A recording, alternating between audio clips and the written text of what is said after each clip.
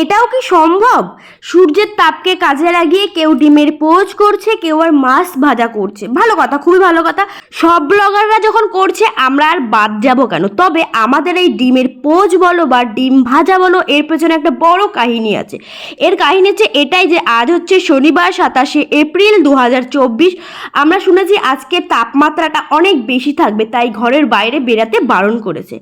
যেহেতু শনিবার, তাই মামনি মানে আমার শাশুড়ি মা বলে গেছেন যে আজকে কোনো আমিষ চলবে না, নিরামিষ। আমার কিন্তু নিরামিষ খেতে ভালোই লাগে, খারাপ কিছু লাগে না, কিন্তু তোমাদের দাদা বাবু একেবারেই নিরামিষ খেতে পারে না।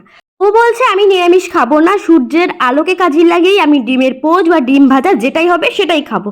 তাই ও দৌড়াতে দৌড়াতে এসছে, আর ওর পেছনে আমিও ক্যামেরা নিয়ে দৌড়াতে দৌড়াতে আসলাম। ছাদে তাওয়াটা গরম দিচ্ছি, আর মানে ডিম, এটা অবশ্যই ডিমের পোচ হোক, ডিম ভাজা হোক, যা হোক হবে, কারণ এত পরিমাণে তাপ না, যেটা সূর্যকে আমি ঠিকঠাক করে দেখতে পাচ্ছি না যে সূর্যটা অ্যাকচুয়ালি কোথায়। আসবে 5 মিনিট আমরা ছাড় গিয়ে দাঁড়াই, নাহলে আমরা ভাজা ভাজা হয়ে যাবো। আর সূর্য কই? সূর্য, এই যে সূর্য, সূর্য বাবা আমাদেরকে শেষ করে দিল। যাও কি ডিমটা নিয়ে। আমাদের এখানে গরম হচ্ছে 43 ডিগ্রি। আজকে 43 ডিগ্রি গরমে রোদ্রের মধ্যে বউ আমাকে ডিমের অমলেট করে খাওয়াবে।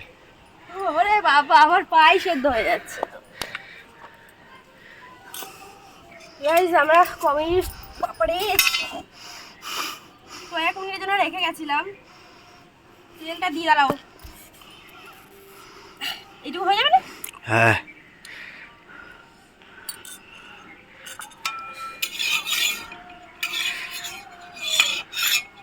সর্বনাশ করছে, রোদে বসা যাচ্ছে না গো। তেলটা দিয়ে 2 মিনিট ছাড়তে হবে নাকি? হ্যাঁ, তেলটা একটু গরম হোক, নাহলে কিছুই হবে না। চলো তাড়াই দিয়ে বাবা রে, বউ দৌড়াচ্ছে। তো 5 মিনিট হয়ে গেছে, তাই তো? চলো গাইস, 5 মিনিট কি 4 মিনিট এরকম হয়েছে। এখন দেখি হয় কিরকম কি গরম হলো।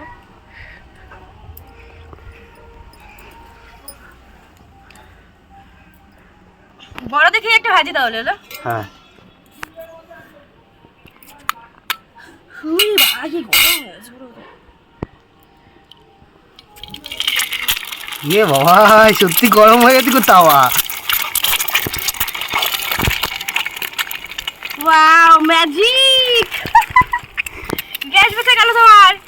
একটু আর গ্যাস বেঁচে গেছে। দেখো বন্ধুরা, এত গরম পড়েছে যে সূর্যের আলোতে ডিমের অমলেট হয়ে যাচ্ছে। তুমি এতটাই এটা কি ভেবেছো লোকে করে? এটা সত্যিই তাই।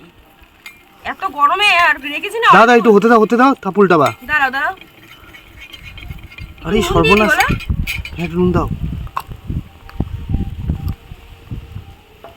নাহলে ভালো লাগবে না খেতে। ভাবা যায় এই রোদ্রের মধ্যে পেটা, এই কাল থেকে কি গো, সকাল সকাল না ভাতের হাঁড়িটা রেখে যাবো ছাদে। ভাত হয়ে যাবে? মাছ ভাজা করবা? মাছ ভাজা?